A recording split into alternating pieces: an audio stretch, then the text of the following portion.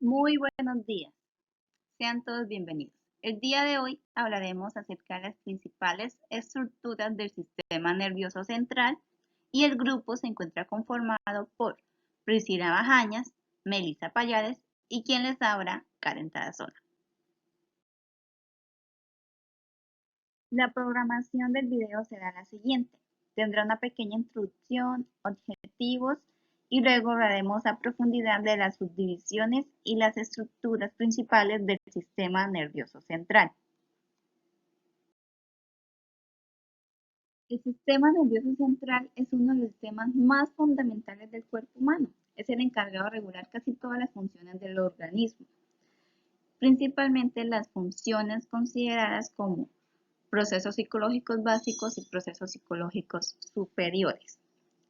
Está compuesto por el encéfalo y la médula espinal, y en esta presentación nos enfocaremos en las estructuras más importantes, incluyendo la corteza cerebral, el tálamo y las estructuras subcorticales. Dentro de los objetivos planteados para esta actividad se encuentran identificar las principales estructuras del sistema nervioso central, reconocer la localización de las áreas, tanto del encéfalo como de la médula espinal, conocer las características de cada una de dichas estructuras y explicar a grosso modo la funcionalidad. Dentro de las principales estructuras del sistema nervioso central encontramos una subdivisión muy importante, que es el encéfalo y la médula espinal. Estos a su vez también contienen otras subdivisiones. Por parte del encéfalo está el prosencéfalo, el cerebelo y el tronco encefálico. Y en la médula espinal se encuentra la sustancia blanca y la sustancia gris. También es importante mencionar que tanto el encéfalo como la médula espinal son los órganos más protegidos del cuerpo. Aparte de estar recubiertos por los huesos y se encuentran envueltos por tres membranas protectoras a las que se les conoce como las meninges, las cuales se encuentran subdivididas en tres. La primera, que es la externa, denominada la dura madre, que es una membrana muy resistente. La segunda, que es la intermedia, denominada aracnoides, es una membrana fina con forma de telaraña, de ahí su nombre. Y la última, que es la interna, la pía madre, que está adherida a la superficie del sistema nervioso central.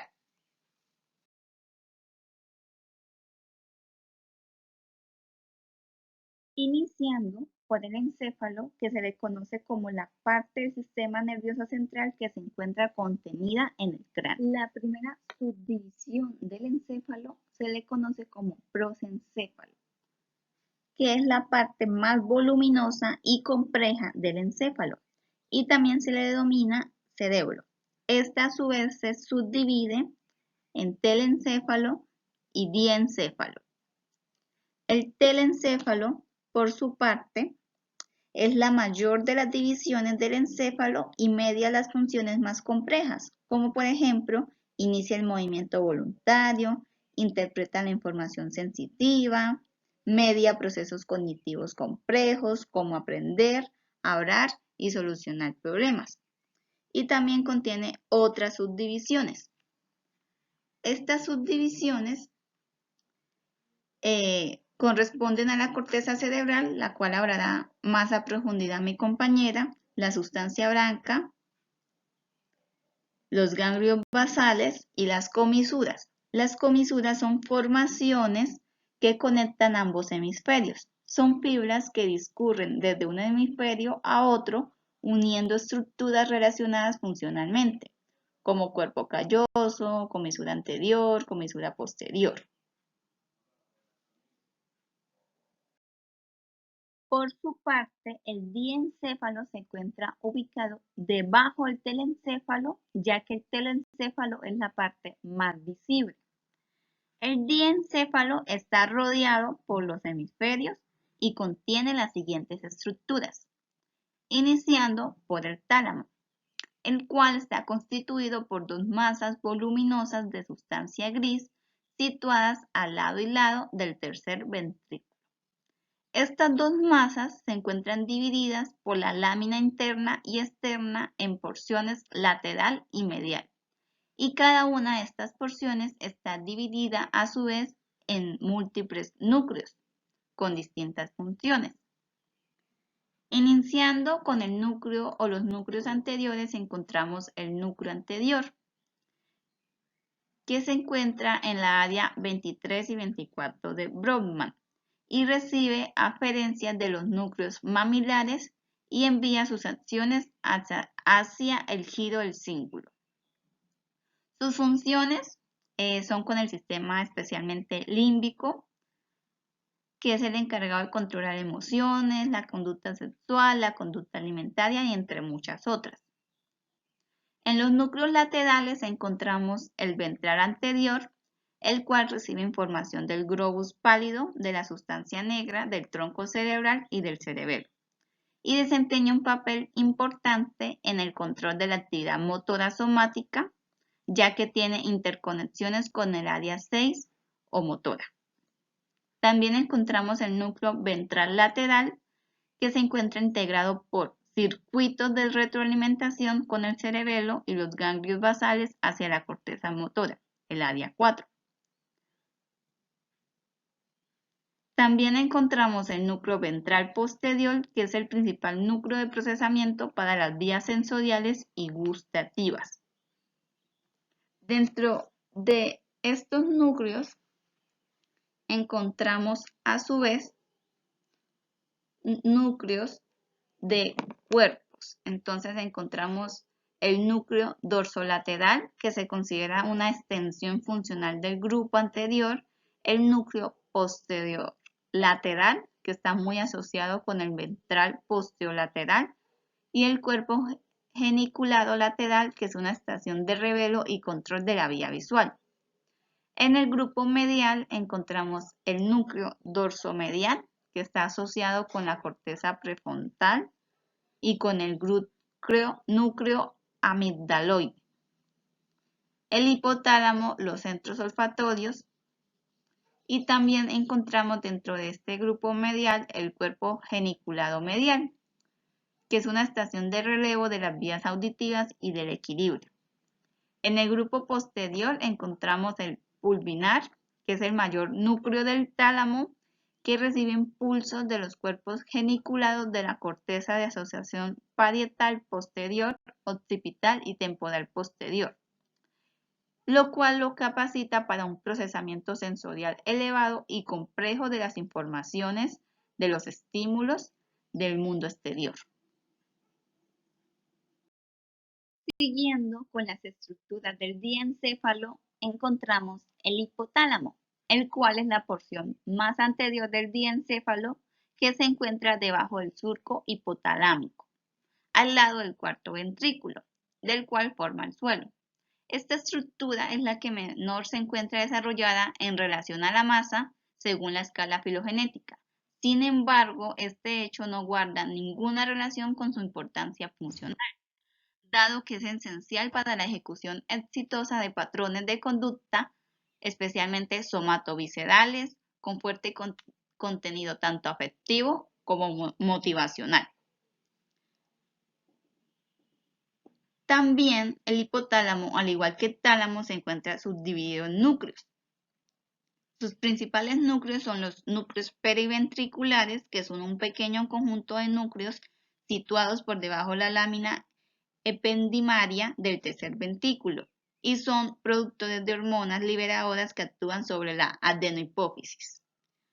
Los núcleos paraventriculares, por su parte, se subdividen en tres regiones. Región anterior, que también se subdivide en núcleo supraóptico y paraventricular, los cuales contienen la oxitocina y la hormona vasopresina y transportan estas sustancias hasta la neurohipófisis a través del fascículo supraóptico hipofisario. El núcleo supraquiasmático recibe información de la vía óptica y parece influir en los ciclos circadianos, los cuales son fluctuaciones hormonales que se causan dado a los ciclos de luz y la oscuridad. El núcleo anterior parece estar relacionado con el mantenimiento de la temperatura corporal. Por su parte, la región media o tuberal se encuentra el núcleo ventromedial, que se considera el centro de la saciedad. También está el núcleo dorsomedial, que está relacionado con el compartimiento afectivo, y el núcleo arqueado, que está relacionado con el lóbulo anterior de la hipófisis e influye en la liberación de hormonas hipofisarias.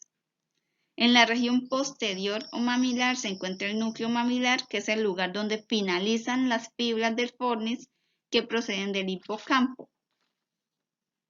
El núcleo hipotalámico posterior se continúa imperceptiblemente con la sustancia gris del mesencéfalo y se le ha atribuido funciones afectivas, cardiovasculares y analgésicas. Por su parte, los núcleos laterales o el área hipotalámica lateral está constituido por un grupo difuso de neuronas que constituyen el núcleo hipotalámico lateral. Se considera el centro de la alimentación. Generalmente su destrucción en animales de experimentación hace que el animal adelgace. Continuamos con el subtálamo, el cual se encuentra localizado bajo el tálamo, sobre el mesencéfalo y detrás del hipotálamo. Está relacionado con el sistema motor extrapiramidal, dado que su lesión ocasiona un patrón motor que se caracteriza por movimientos involuntarios rápidos o sacudidas desordenadas. El subtálamo se encuentra subdividido en núcleos como el núcleo pálido, núcleo subtalámico de Lewis y la zona incierta. El núcleo pálido es un núcleo gris de forma triangular que se localiza medial al núcleo putamen, separado de él por una lámina de fibras blancas denominadas lámina medular lateral. El núcleo subtalámico de Lewis tiene una forma de lente biconvexa y está limitada entre las fibras del fascículo lenticular que lo separa de la zona incierta. Su conexión principal es con el núcleo pálido, formando así parte del sistema de los ganglios basales. La zona incierta, por su parte, es una pequeña lámina de sustancia gris situada debajo del núcleo tálamo, entre los campos H y H2 de Forel.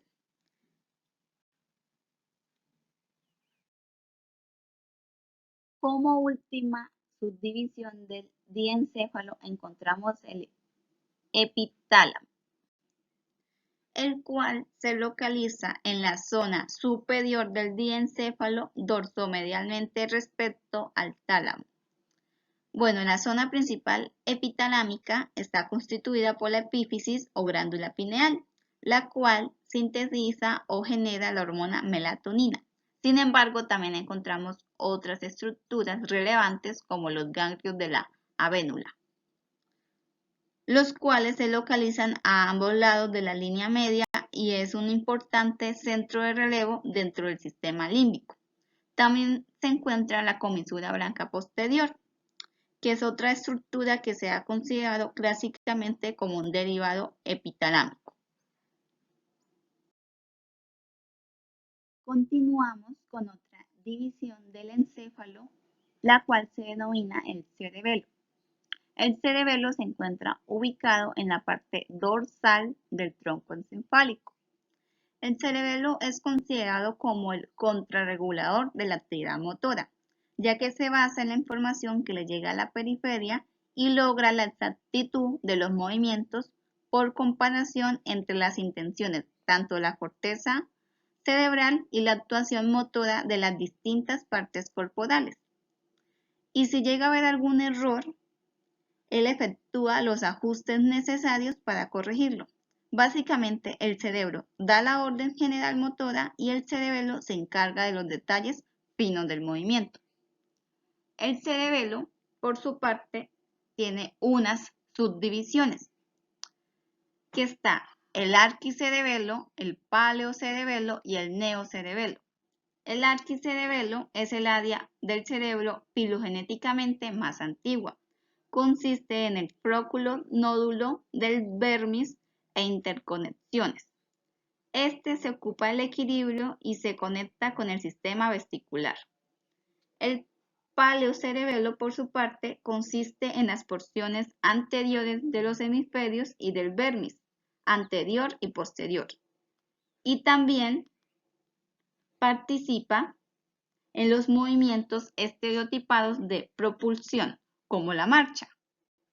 La parte restante del cerebelo se considera como neocerebelo y se ocupa de la coordinación de los movimientos finos.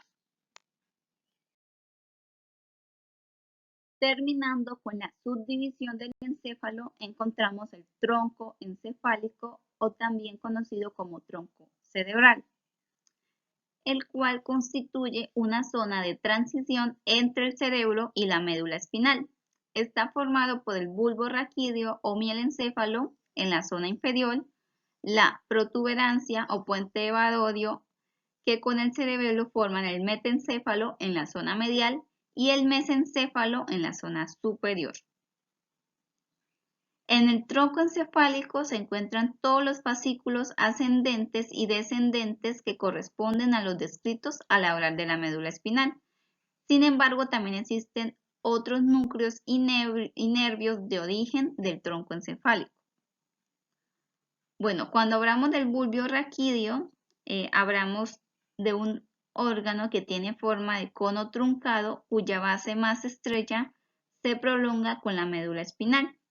De los 12 pares de nervios craneales que existen en el bulbo raquídeo, tienen su origen 6 de ellos, como lo es el séptimo, que es el nervio facial, el octavo, el vestíbulo coclear, el noveno, el glosofaringeo, el 5, el vago, el 11, el accesorio espinal y el 12, el hipoglodoso.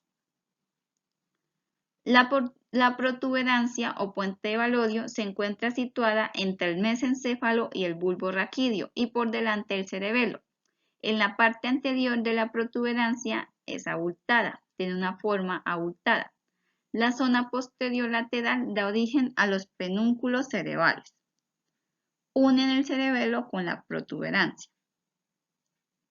El mesencéfalo, por su parte, está situado entre el cerebro y la protuberancia. Consta de 3 componentes principales, que son la base de los pedúnculos, que este es un grupo de estructuras que se localiza en la porción ventral del mesencéfalo y comprende los pedúnculos cerebrales, los cuales conectan la corteza motora con la médula. El tegmento. En la línea media del mesencéfalo se encuentra el acueducto cerebral que comunica el tercero y cuarto ventrículo. El tectum contiene 4 macizos de células, 2 de las cuales forman los folículos o tubérculos superiores implicados en la coordinación del movimiento ocular y los otros 2 forman los folículos inferiores implicados en la coordinación entre el movimiento y los sonidos percibidos. Y ambos participan en el sistema de reflejos que produce la orientación de la cabeza y los ojos a fuentes de estímulos tanto visuales como auditivos.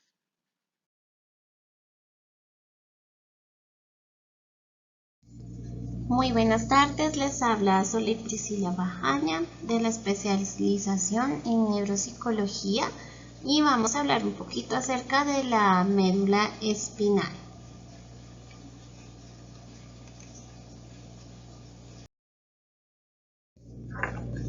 Bueno, la médula espinal hace parte del sistema nervioso central.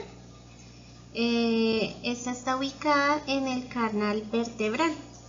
Este canal vertebral es el que está formado por la superposición de las vértebras que forman a su vez la columna vertebral.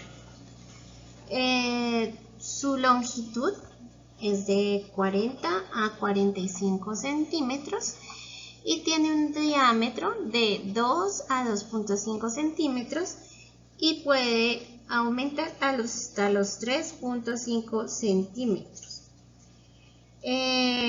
Estos 3.5 centímetros se refiere a esos lugares donde se concentran las neuronas que dan origen a los nervios y que se dirigen hacia los miembros. La médula espinal se divide en 5 regiones. Esas 5 regiones son la región cervical, que es la que controla el funcionamiento de los brazos y la respiración, la región torácica, que es la que controla el funcionamiento del tórax y el abdomen, la región lumbar, que controla las funciones de las piernas y los pies, la región sacra, que se encarga del funcionamiento de las piernas, de los glúteos, el riñón y el funcionamiento sexual, y el coxis. También esta se denomina columna vertebral y de aquí surgen los respectivos nervios raquídeos. Vamos a ver un poquito esa médula espinal con un corte transversal. Entonces aquí vemos el corte transversal o corte axial y es cuando está dividida en 2 zonas diferentes. La zona interna, que tiene forma de H, corresponde a la sustancia gris, y la zona externa, que es la que rodea esa sustancia gris, que se denomina la sustancia blanca. Hablemos un poquito entonces de esa sustancia gris. Recuerden que se ubica en el centro con una forma muy parecida a una H y está formada por cuerpos neuronales que se sitúan formando núcleos. Estos núcleos, la mayoría, constituyen neuronas en sus vías respectivas. Acá podemos apreciar nuevamente la imagen y podemos ver la sustancia gris. Por otra parte, la sustancia blanca es la que rodea a la sustancia gris. Aquí encontramos o lo podemos localizar los axones. Estos axones se congregan según la modalidad o según el impulso que transmita, formando así unos tractos que van a lo largo de 3 cordones. Y estos se localizan a su vez en la misma sustancia blanca. Entonces encontramos los 3 cordones, que son el anterior, el lateral y el posterior. ¿Cuáles serían entonces esas funciones de nuestra médula espinal? La primera función sería transmitir esos impulsos sensoriales, que son los que perciben nuestro cuerpo mediante los órganos de los sentidos. Los transmite hacia la corteza cerebral. También transmite el regreso de las respuestas que se elaboran en esta misma corteza cerebral o en el cerebelo, y integra algunos tipos de respuestas que ya se ejecutan localmente y ya no necesitarían ninguna intervención de los centros neuronales. Por ejemplo, los arcorreflejos simples.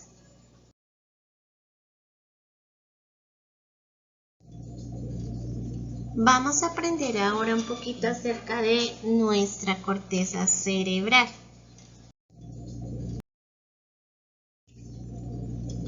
Lo primero que debemos resaltar es que es ese tejido o esa capa que cubre nuestros 2 hemisferios. Es muy plegada y es arrugada. Y a estos pliegues y a estas arrugas se denominan circunvoluciones. Estas circunvoluciones hacen que aumente la cantidad de corteza cerebral, pero sin que aumente el volumen cerebral total. Bueno, las grandes hendiduras de la corteza se denominan cisuras. Y aquí en nuestra corteza encontramos tres muy representativas. La cisura de Rolando, que es la que separa la corteza motora de la sensitiva y el lobo frontal del parietal. La cisura de Silvio, que recorre transversalmente el cerebro desde su base hasta ambas extremidades, y su nombre es representativo del profesor y médico de anatomía Silvius. Y por último encontramos la cisura parieto-occipital, que como su nombre nos lo indica, separa el lóbulo occipital del parietal. Bueno, por su parte, las pequeñas hendiduras de una corteza se denominan surcos. ¿Y cuál es la función de los surcos? Separar las diferentes áreas corticales. También se encarga de la función motora, de la memoria, de la sensación, del lenguaje y de la cognición.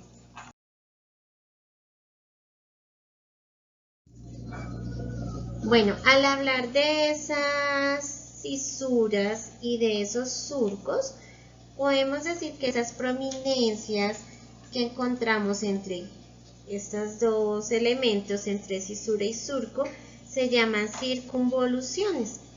Encontramos tres circunvoluciones representativas. Entonces está la circunvolución precentral, que se encarga de la corteza motora, la circunvolución postcentral de la corteza somatosensitiva, la circunvolución superior temporal, que incluye la corteza auditiva. Veamos un poco esa cisura longitudinal ahora. La cisura longitudinal es la que separa los dos hemisferios, el izquierdo y el derecho. Aunque están separados, estos hemisferios son conectados directamente por unas vías que atraviesan esta cisura longitudinal, que se denominan las comisuras cerebrales.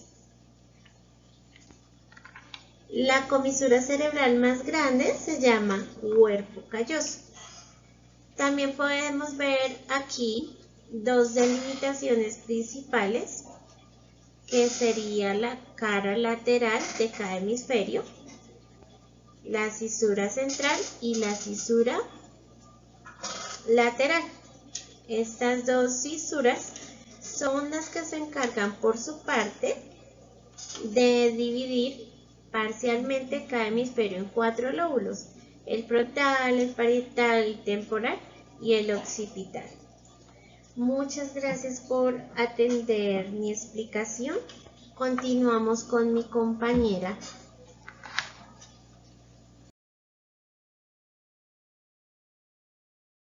Continuando con la exposición de las estructuras principales del sistema nervioso, vamos a continuar con las estructuras subcorticales.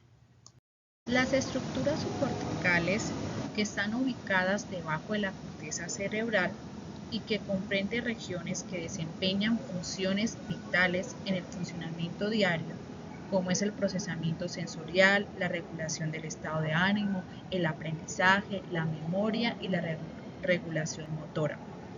En el interior del cerebro, el área subcortés está conformado por sustancia blanca y sustancia gris. La sustancia blanca subcortical. La mayor parte del contenido interno de los hemisferios cerebrales está formado por sustancia blanca. En ella se agrupa en forma de haces de nervios con una función cognitiva, Distintas fibras subcorticales interconectan distintas áreas del cerebro y del sistema nervioso entre sí. La sustancia blanca está constituida por dos, comisuras y fascículos. Las comisuras son haces de fibras que conectan ambos hemisferios cerebrales entre sí. La comisura más importante es el cuerpo calloso, que permite sincronizar la información sensorial, motora y cognitiva de los dos hemisferios cerebrales, favoreciendo los procesos de lateralización. Los fascículos son haces de fibras nerviosas intrahemisféricas que comunican distintas zonas de cada hemisferio cerebral entre sí. Y por último, también encontramos los pedúnculos cerebrales. Son haces de fibras nerviosas situadas en el mesencéfalo y que conecta el cerebro con el tronco cerebral. Transmiten información sensoromotoras en sentido tanto ascendente como descendente.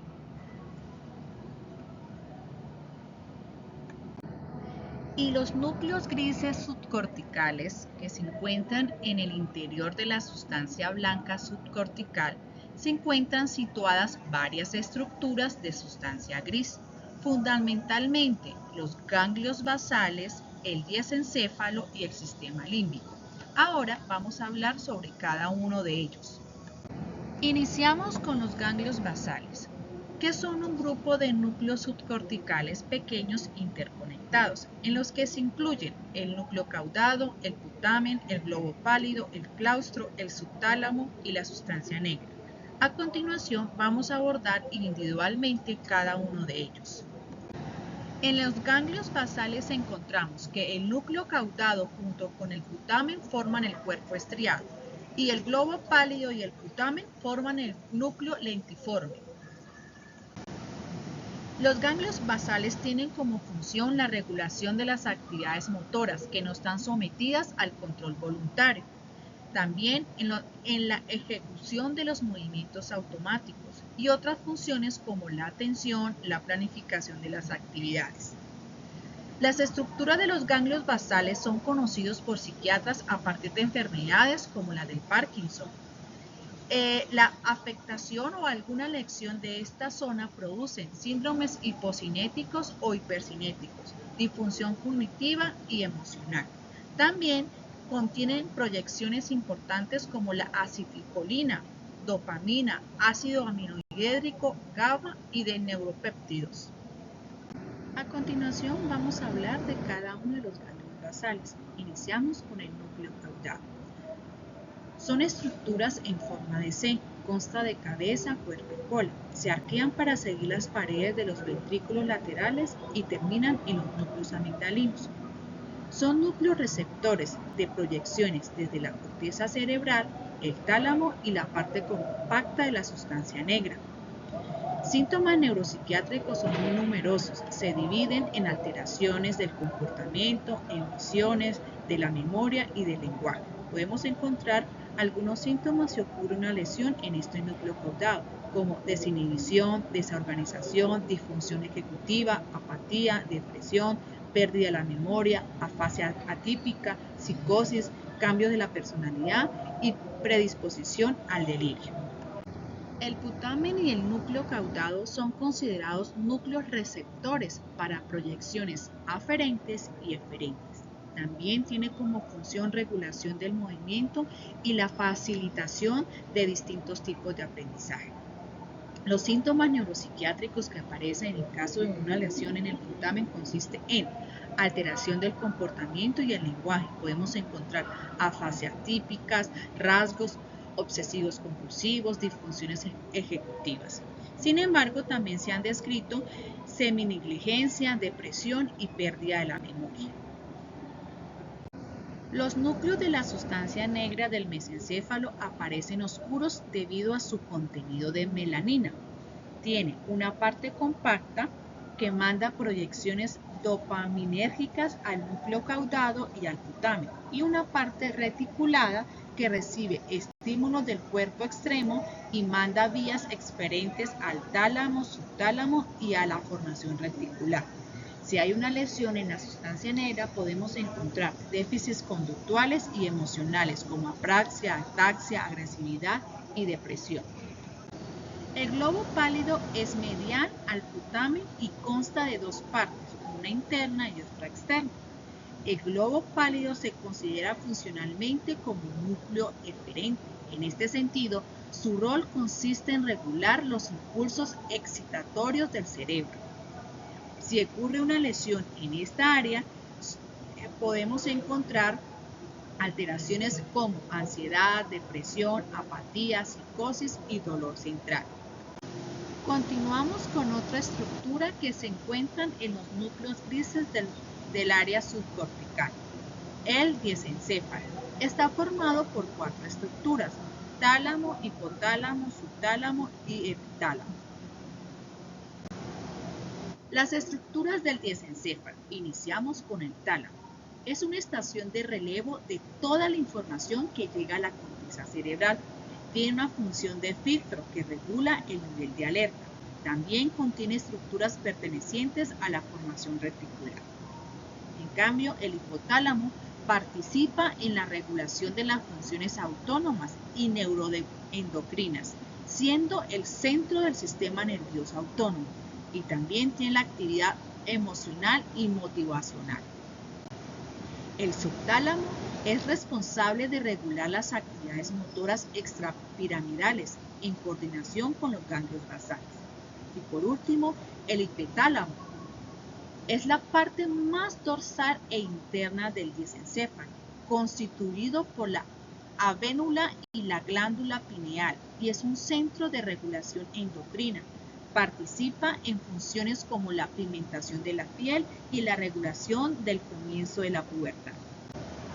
Por último, el sistema límbico, otra de las estructuras que se encuentran en los núcleos grises del área subcortical, que se sitúa en la zona más profunda de ambos lóbulos temporales, en torno al cuerpo calloso. El sistema límbico regula la actividad emocional, participa activamente en los procesos de almacenamiento y archivo de información y coordina las respuestas autónomas y endocrinas con los estados emocionales. Está formado por diversas estructuras como el hipocampo y el núcleo amigdalino. Y por último encontramos el hipocampo y el núcleo amigdalino. El hipocampo es la estructura más grande del sistema límbico. Cumple una función importante en la adquisición de los recuerdos. La amígdala tiene una función en el control de las emociones y en la formación de recuerdos de emociones.